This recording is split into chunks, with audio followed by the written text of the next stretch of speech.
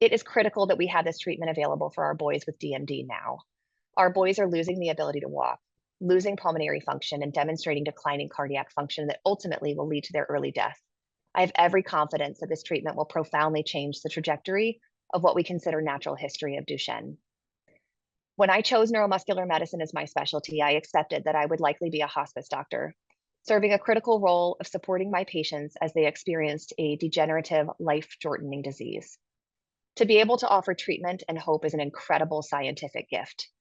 These days, some of my families are sharing their remarkable experiences from their boys having received the Delendistrogene moxeparvovec.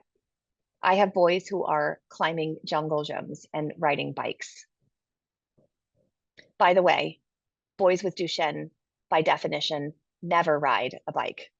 As a PI on multiple gene therapy studies, I have personally observed some of the serious safety events that were seen with AAV gene therapy in other programs. These safety events, however, have not been observed to the same degree or number in this program, despite the fact that this program has dosed many more patients to date.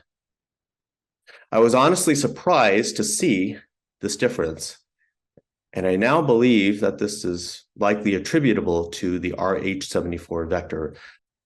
Here you can see a 6-year-old boy, right just before his infusion. You can see he's got the IV still in his arms there. We're just about to infuse him, and he can barely walk up the steps. And what you're seeing on the other side, on the right there, is only 4 weeks later, where he can pretty rapidly walk up the steps and come back down.